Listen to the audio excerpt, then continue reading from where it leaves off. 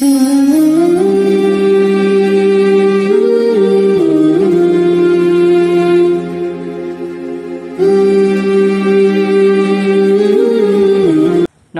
ونصلي على رسوله الكريم اما بعد فاعوذ بالله من الشيطان الرجيم بسم الله الرحمن الرحيم فقد قال الله تبارك وتعالى في كلامه المجيد والفرقان الحميد لا خير في كثير من نجواهم إلا من أمر بصدقة أو معروف أو إصلاح بين الناس ومن يفعل ذلك ابتغاء مرضات الله فسوف نؤتيه أجرا عظيما صدق الله العظيم وصدق رسوله النبي الكريم ونحن على ذلك من الشاهدين وشاكرين والحمد لله رب العالمين۔ محترم مکرم سامعین کرام، عزت مآب بزرگوں، السلام علیکم ورحمۃ اللہ وبرکاتہ۔ اللہ تعالیٰ کا لاکھ لاکھ شکر کہ اللہ تعالیٰ نے ہم پر احسان کیا، انعام کیا کہ اللہ تعالیٰ نے اس پرفتن دور کے اندر مسجد میں بروقت حاضری کا موقع عنایت فرمایا، اور سب سے بڑا انعام اکرام اللہ تعالیٰ کا جس پر ہمیں شکر ادا کرنا چاہیے اور ہمیشہ شاکر رہنا چاہیے، وہ ہے کہ اللہ تعالیٰ نے ہمیں ایمان والے گھروں میں ایمان کے ساتھ پیدا کیا۔ سامعین کرام، جیسا کہ آپ نے سنا ہوگا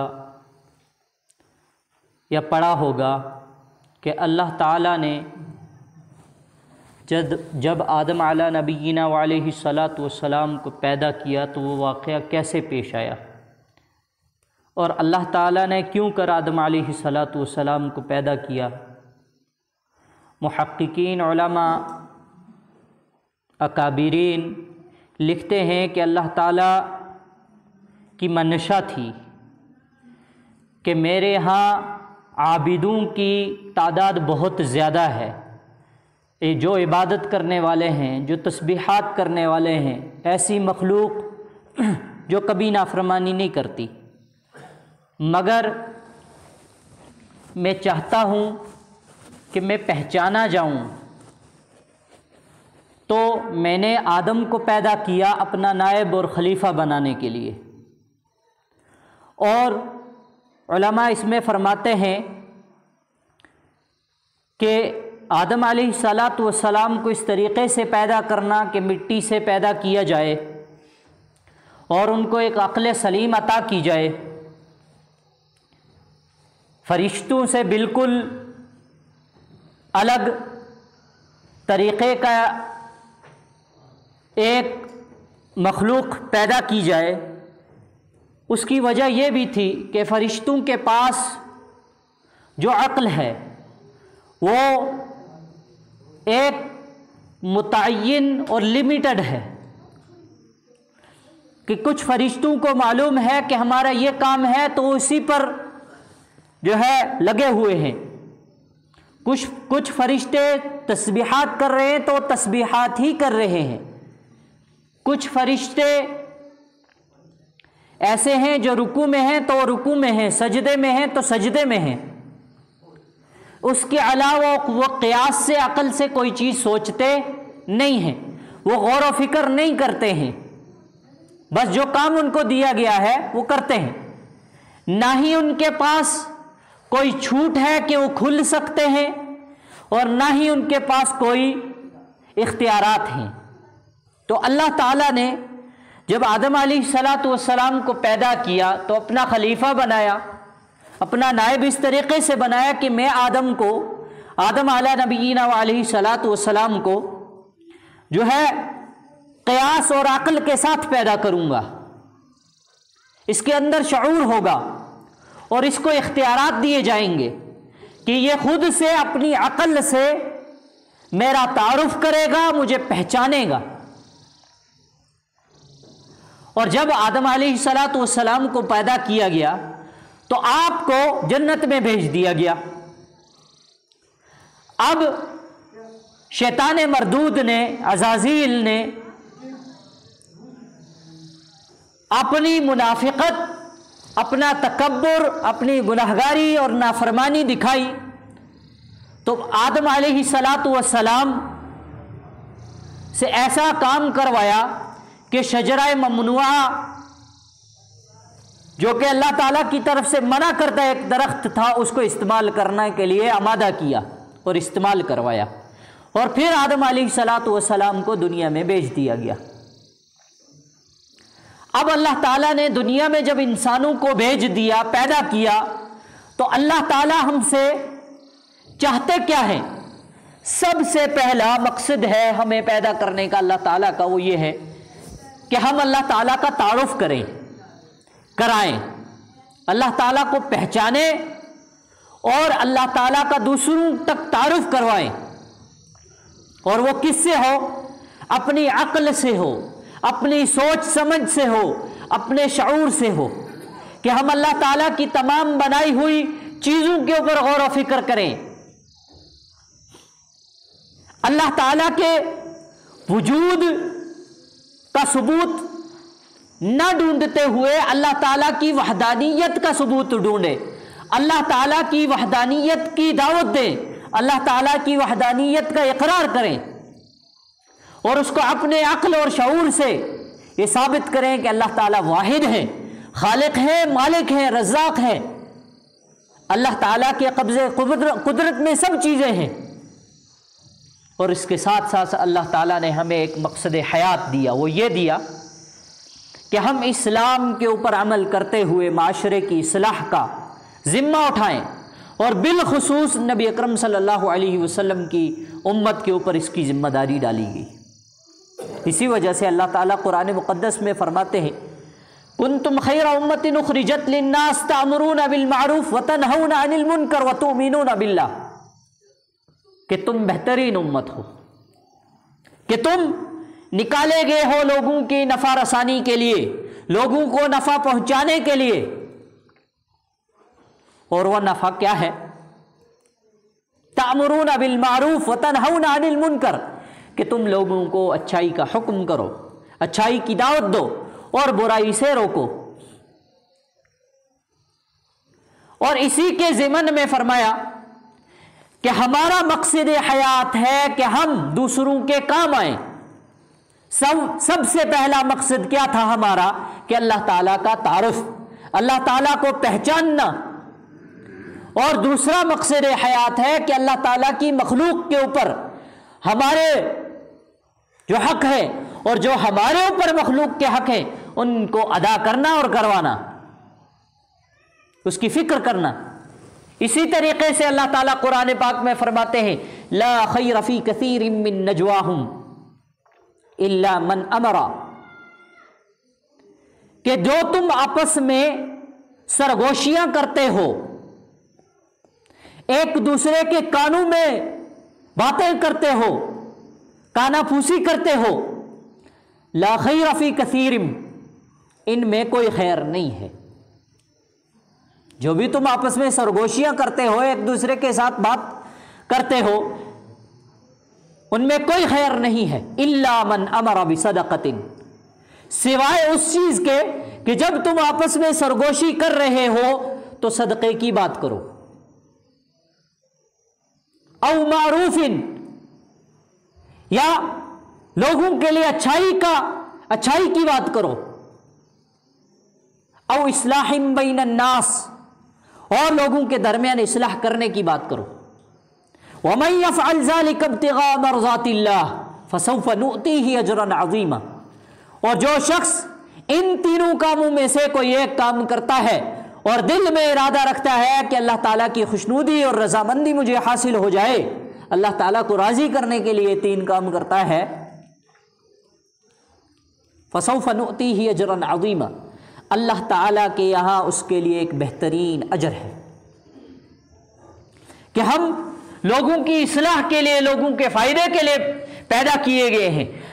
فرمایا کہ جو شخص لوگوں کے کام نہیں آتا، لوگوں کی اصلاح نہیں کرتا، اس شخص کی مثال بنجر ویران زمین کی سی ہے جس کے اوپر پانی برسا، اس نے جذب کیا اور کوئی سبزہ نہیں اگایا۔ یہ بنجر ہے وہ شخص جو بالکل اپنے کام سے کام رکھتا ہے، لوگوں کی اصلاح کی فکر نہیں کرتا، لوگوں کے ساتھ اچھائی کا معاملہ نہیں کرتا۔ یہ مقصد حیات ہے، عبادت کرنا مقصد نہیں ہے، کیونکہ اللہ تعالیٰ فرماتے ہیں عبادت کے لیے میں نے ایسی مخلوق تیار کر رکھی ہے جو کبھی نافرمانی نہیں کرتی۔ وہ کون ہے؟ فرشتے ہیں۔ اللہ تعالیٰ نے انسان کو کیوں کر پیدا کیا؟ کہ یہ دوسروں کی اصلاح کی فکر کرے گا، مجھے پہچانے گا، میرا تعارف کروائے گا۔ اسی وجہ سے نبی اکرم صلی اللہ علیہ وسلم فرماتے ہیں کہ مجھے یہ چیز اتنی زیادہ محبوب ہے کہ میں کسی کے کام آنے کے لیے چل کر جاؤں، کسی مسلمان کے کام آنے کے لیے چل کر جاؤں، یہ مجھے اس چیز سے زیادہ محبوب ہے کہ میں مسجد نبوی میں 1 مہینے کے اعتکاف کروں۔ اس کو سمجھنے کی ضرورت ہے، اس حدیث کی۔ اس حدیث کی شرح و تفسیر میں علماء فرماتے ہیں یہاں اللہ کے نبی صلی اللہ علیہ وسلم ہمیں کیا بتانا چاہ رہے ہیں کہ اعتکاف کرنا ایک انفرادی عبادت ہے جس کا فائدہ صرف اور صرف کس کو ہو سکتا ہے؟ انسان کی ذات کو، اس سے کوئی دوسرے کا فائدہ نہیں ہے۔ میں اعتکاف میں بیٹھا ہوں تو میں اعتکاف میں بیٹھ کر صرف اپنی جنت کی فکر کر رہا ہوں، اپنی عبادت کر رہا ہوں، خود کے لیے ذخیرہ تیار کر رہا ہوں۔ اللہ کے نبی صلی اللہ علیہ وسلم فرماتے ہیں یہ انفرادی کام مجھے زیادہ محبوب نہیں ہے۔ حالانکہ ہے کیا یہ انفرادی عبادت؟ 30 دن کا اعتکاف، اور کس جگہ؟ مسجد نبوی کے اندر۔ فرمایا اس سے زیادہ محبوب ہے مجھے یہ کہ میں کسی اپنے مسلمان کے لیے چل کر جاؤں اس کے کام آنے کے لیے۔ اب ہم میں سے ہر کوئی سوچے کہ میرے اندر کتنی خیر ہے، میں کتنا لوگوں کے کام آ رہا ہوں، میں کتنا لوگوں کو اچھائی کا حکم کر رہا ہوں۔ جو قرآن مقدس کی آیت میں نے تلاوت کی، لا خیر فی کثیر من نجواہم الا من امر بصدقۃ، میں کتنا لوگوں کے لیے صدقہ کر رہا ہوں، او معروف، میں کتنا لوگوں کی اچھائی کے بارے میں سوچ رہا ہوں، او اصلاح بین الناس، اور لوگوں کے درمیان میں اصلاح کی کتنی فکر کر رہا ہوں۔ ہم میں سے ہر کوئی سوچے۔ اس کے ساتھ اللہ تعالیٰ، اللہ کے نبی صلی اللہ علیہ وسلم فرماتے ہیں کہ اللہ تعالیٰ کو سب سے زیادہ محبوب بندہ وہ ہے جو لوگوں کے کام آتا ہو۔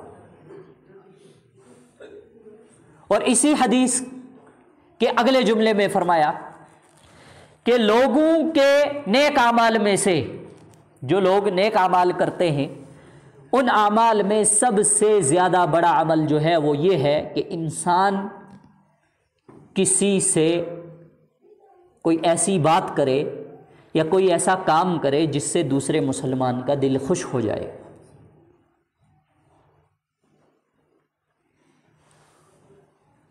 اور اصلاح کیا ہے معاشرے کی، جس کے لیے ہمیں پیدا کیا گیا ہے، امر بالمعروف اور نہی عن المنکر کرنے کے لیے، اچھائی کا حکم کرنے کے لیے اور برائیوں سے لوگوں کو روکنے کے لیے۔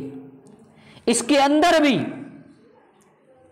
اصلاح کے ساتھ ساتھ لوگوں کے کام آنا ہے کہ جب ہم کسی کو اچھائی کا حکم کریں گے، برائی سے روکیں گے، گویا کہ ہم اس کی فکر کر رہے ہیں کہ یہ شخص جہنم میں نہ جائے، جنت میں جائے۔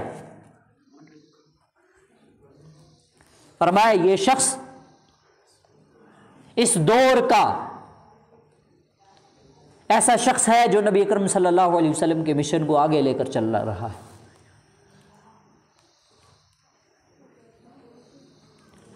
کہ اللہ کے نبی صلی اللہ علیہ وسلم کی سب سے زیادہ جو فرمان ہیں، جو ارشادات ہیں، وہ کس کے متعلق ہیں؟ اخلاق، پھر معاشرت، پھر معاملات، عبادات سب سے آخر میں۔ سب سے پہلے اخلاق، سب سے زیادہ جو اللہ کے نبی صلی اللہ علیہ وسلم نے جس چیز کی تلقین کری ہے، جس چیز کی دعوت دی ہے، وہ ہے اخلاق. اور اخلاق کیا؟ اخلاق حسنہ، کہ میری زبان سے، میرے کام سے لوگ خوش ہوں، لوگوں کا دل سکون اختیار کرے، لوگ مطمئن ہوں. حالانکہ اس میں بھی کوئی دہرائے نہیں ہے کہ آپ، کیونکہ یہ حدیث بھی موجود ہے کہ جب اس دور کے اندر آپ نیک بنیں گے تو سب سے زیادہ ستائے بھی آپ جائیں گے، سب سے زیادہ انگلیاں آپ پر اٹھائی جائیں گی. اسی وجہ سے اللہ کے نبی صلی اللہ علیہ وسلم نے فرمایا قرب قیامت بگاڑ کے دور میں میری ایک سنت کے اوپر عمل کرنا ایسا ہے جیسے ہاتھ میں انگارہ لے لینا. یہ دونوں پہلو ہیں کہ آپ مستقل پورے لوگوں کو خوش نہیں کر سکتے کہ آپ 100% لوگوں کو خوش کریں اور خود نیک ہوں، ایسا کبھی نہیں ہو سکتا. آپ لوگوں کو اچھائی کا حکم کریں 100% اور 100% لوگ آپ سے راضی ہوں، ایسا کبھی نہیں ہو سکتا. تو اس لیے اسلام نے اس کا بھی حل نکالا، اعتدال قائم کیا، ہمیں اعتدال کا حکم دیا کہ تم اعتدال کے ساتھ کام کرو. اور وہ اعتدال کیا ہے کہ تم نے کن لوگوں کو راضی کرنا ہے یا کن لوگوں کے نفع کے لیے سوچنا ہے. ویسے تو اخلاق حسنہ یہ ہے کہ عالم انسانیت کی اچھائی کے بارے میں سوچنا ہے، یہ تو اعلیٰ درجے کے کام ہے، اور اس کے لیے درجہ ولایت کے اوپر پہنچنا ہے کہ ہم لوگوں کے کام آئیں، لوگ ہمیں جوتے ماریں، ہم دعائیں دیتے رہیں، ہم برائی کا بدلہ ہمیشہ اچھائی بھلائی کے ساتھ دیں. یہ احسن درجہ ہے. اور فرمایا اعتدال کیا ہے کہ جو لوگ اللہ والے ہیں، جو اللہ کے کاموں میں، اللہ کی رضامندی میں، اللہ کے حکموں کی تعمیل کرنے والے ہیں، ان کے ساتھ احسان کا معاملہ کیا جائے. اور جو سر عام اللہ تعالیٰ کی نافرمانی کرتے ہیں ان کو ان کی برائیوں پر باز رکھا جائے، ان کو برائی سے روکا جائے. اگر برائی سے نہیں رکتے تو ان سے کنارہ کشی کر دی جائے، ان کے ساتھ ہمارا کوئی واسطہ نہیں ہے. مگر یہ کب ہوگا؟ جب اللہ کے نبی صلی اللہ علیہ وسلم کی اس سنت پر ہم عمل کریں گے. وہ کیا سنت تھی کہ اللہ کے نبی صلی اللہ علیہ وسلم بارہا ایسے لوگوں کے پاس دین کی دعوت کو لے کر گئے کہ اللہ کے نبی صلی اللہ علیہ وسلم کو معلوم تھا یہ اسلام میں داخل ہونے والے نہیں ہیں، پر آخری درجے تک اللہ کے نبی صلی اللہ علیہ وسلم ان لوگوں کے پاس دین کی، اسلام کی دعوت لے کر گئے. یعنی ہم نے یہ پورے پہلوؤں کے اوپر نظر رکھ کے معاشرے کی اصلاح کی فکر کرنی ہے. لوگوں کے لیے ایسا بننا ہے کہ ہمارے ذریعے سے لوگوں کو نفع پہنچے. ایسا شخص، اس شخص کے اندر کوئی بھلائی نہیں ہے. یہ حدیث ہے، جو نہ محبت کرنے والا ہو نہ اس سے محبت کی جائے، نہ احسان کرنے والا ہو نہ اس سے احسان کیا جائے، نہ اچھائی کرنے والا ہو نہ اس سے اچھائی کی جائے، ایسے شخص کے اندر کوئی بھلائی نہیں ہے. اس لیے ہم نے فکر کرنی ہے، معاشرے کی اصلاح کرنی ہے. اور ہم نے آج معاشرے کی اصلاح کا طریقہ یہ اختیار کر کے رکھا ہے کہ ہم دوسروں کو دعوت دیتے ہیں، دوسروں کے لیے ہم بڑے قاضی، بڑے علامہ بنے پھرتے ہیں، اور جب اپنے ذات کی اصلاح کی بات آتی ہے تو ہم کہتے ہیں جی دیکھی جائے گی. مسجد میں ہم خود بھلے ہی آتے ہوں یا نہ ہو، مگر کوئی دوسرا مسجد میں آنے والا ہو، اس کا نقص نکالنے کے لیے ہم سب سے پہلے اول درجے پر پہنچے ہوتے ہیں. ہم نے خود داڑھی رکھی ہے یا نہیں رکھی ہے، پر ہم یہ طنز دوسرے کو ضرور کہتے ہیں کہ جی اس کی داڑھی رکھنا کولو بہتر ہمیں داڑھی نہیں رکھی دی، جی داڑھی رکھنا کولو بہتر ہمیں داڑھی بغیر ہی ہیں. ہم خود اچھا کام کریں یا نہ کریں، مگر ہے ہماری زبانوں پر یہ تقیہ کلام ہے کہ جی اس اچھائی سے بہتر ہے میں برا اچھا، ایسے نمازیوں سے بہتر ہے کہ میں بے نمازی اچھا، ایسے ملاؤں سے بہتر ہے کہ میں جاہل اچھا، ایسے تبلیغیوں سے بہتر ہے کہ میں گھر بیٹھا ہوا اچھا۔ یہ کفریہ کلمات ہیں۔ ایسا شخص انتظار کرے کہ اس کے دل سے کبھی نہ کبھی ایسا معاملہ پیش آئے گا کہ اس سے دل سے ایمان حذف کر دیا جائے گا، سلب کر لیا جائے گا۔ اس لیے کبھی ایسے جملے زبان پر لانے سے پہلے اپنے ایمان کی، اپنے ذات کی، اپنے نفس کا تزکیہ کیا جائے کہ میں کسی اچھائی کرنے والے یا اچھائی کے اوپر انگلی اٹھا رہا ہوں، ایسے شخص سے ایمان کو سلب کر لیا جاتا ہے۔ یہ حدیث میں اس کے الفاظ بالکلیہ موجود ہیں۔ اس لیے ہم اصلاح کا پہلو اختیار کریں، سب سے پہلے اپنی ذات سے شروع کریں اور آج ہی سے شروع کریں، اور اس کے بعد لوگوں میں جو کام خود کر رہے ہیں، یہ بھی نہیں ہے کہ اس دور کا راہب بھی جہنم میں جائے گا۔ اور راہب کیا ہے کہ یہ سوچے کہ بھائی میری قبر، میری آخرت، میری جنت، میری اصلاح، لوگوں کے ساتھ میرا کوئی واسطہ نہیں ہے۔ یہ راہب ہے، رہبانیت ہے، اور اس دور کا راہب اور رہبانیت والا جہنم کے گڑھے میں ہوگا۔ سب سے پہلے اپنی ذات کی اصلاح کرنی ہے اور حتی الامکان کرنی ہے، اور اس کے بعد جتنی اصلاح خود کی ہو جائے اس کی دعوت بھی دینی ہے۔ یہ دونوں پہلوؤں پر کام کرنا ہے۔ اللہ تعالی ہمیں کہنے سننے سے زیادہ عمل کی توفیق عطا فرمائے۔ اللہ تعالی ہمیں اصلاح معاشرہ کی توفیق، فکر کرنے کی توفیق عطا فرمائے۔ وآخر دعوانا الحمد للہ رب العالمین وما توفیقی الا باللہ۔